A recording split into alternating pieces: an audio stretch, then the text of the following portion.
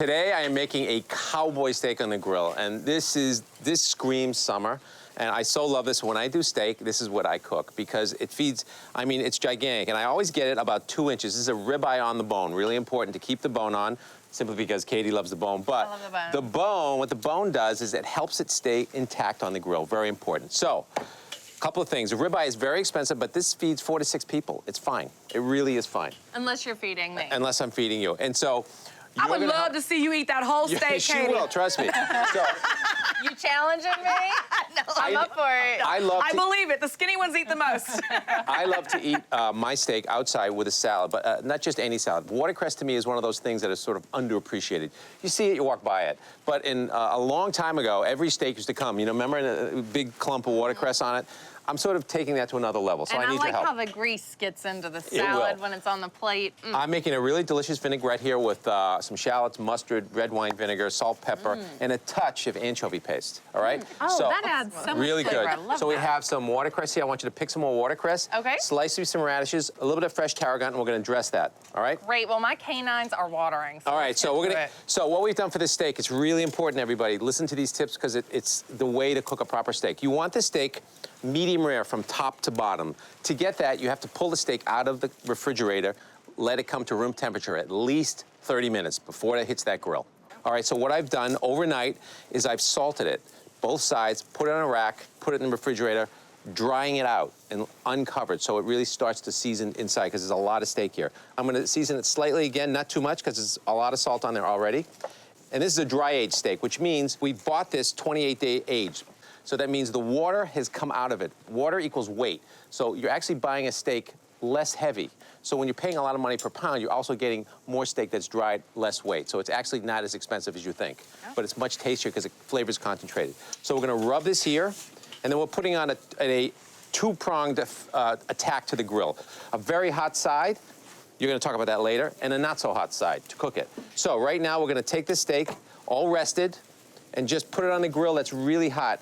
And after a while, it's gonna tell, when you go like this and it just comes up easy, it's ready to turn. It'll tell you. So the steak has 4 sides.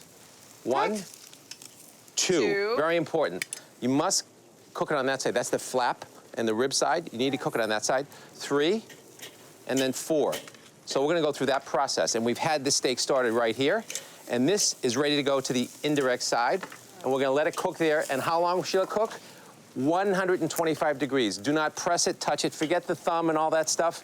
Use this, the digital thermometer. I advise you not to use these. These are okay, but they're not accurate enough. So get a digital thermometer, very inexpensive, 125 degrees. Take it out and rest it. It'll be spectacular, I promise you. Sunny.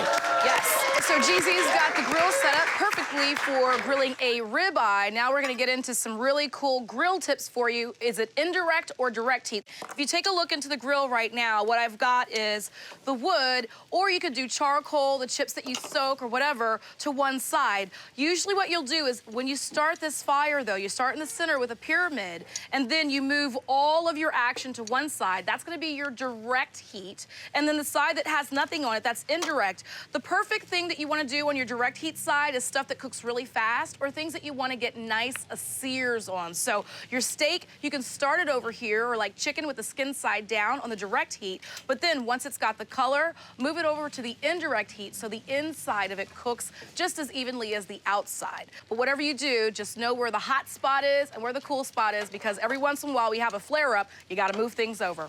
Love it. Jeff, what's up with you over here? All right, I am doing the direct method, right? Okay. So we had our mound of coals. We're gonna wait till they get totally covered in white ash. Then we spread them out in an even layer on the bottom here. That means you can cook your stuff hard and fast. You don't wanna slow cook anything on this because there's a lot of intense heat, as you can see. So this is perfect for getting that beautiful char on these burgers. Still juicy.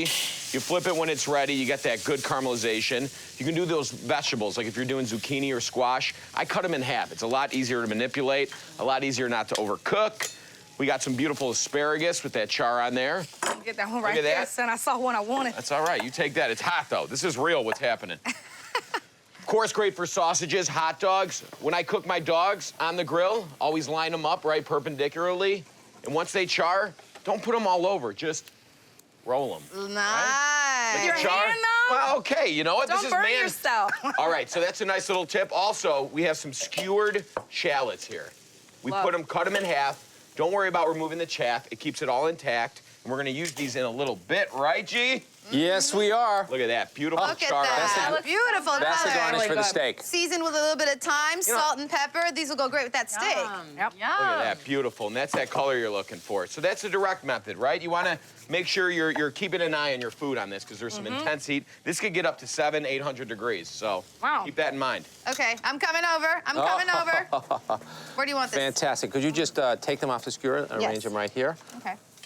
Oh, off the skewer. Well, you can Hold put, on. let's keep them on the skewer. They look Let's keep 'em beautiful. on the skewer. I'm on the already side. snacking on the radishes because I'm so hungry Yes. from smelling Katie, the it's steak. coming I soon. can't take it anymore. Michelle is so good. It melts in your mouth. And it's not as powerful or raw tasting as an onion. And the seasoning of the thyme and the olive oil is just spot on. And I'm telling you. I grilled those. Are we ready? Are we ready? Okay, so we've taken the steak off the indirect heat, 125 degrees, right? It's rested up. It goes about 5 to 7 degrees with a 2-inch piece of meat. So what we're gonna do is we're gonna take the bone off first, a little steel first, and I am going to just take it down here. You just wanna go right along the bone. Favorite cut of meat, right And I there. put that back just for a second. Yes, Just for a yes. second. Crisp it up, And then watch this, please. very important. You want to cut against the grain and not in too small pieces. A lot of people take the steak and they slice it very thin, and that's just like not what this needs. You need to feel it. It has to have lose the mouthfeel. mouth chew, yeah. You lose everything.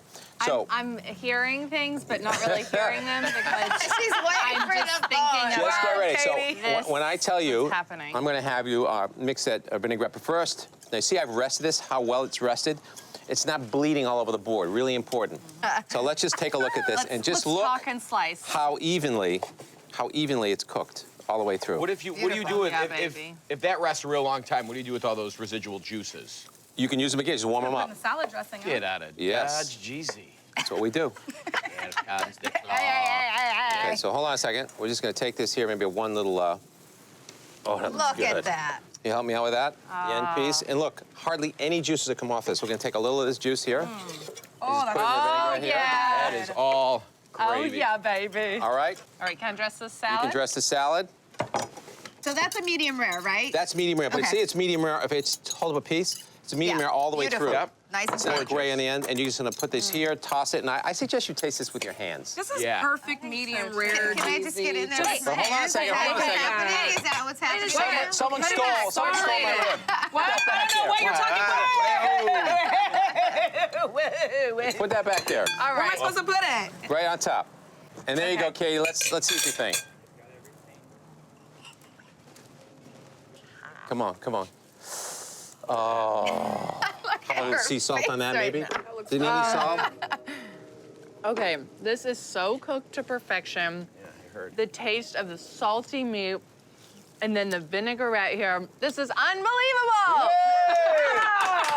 I need some private time with the steak, so we'll be right back.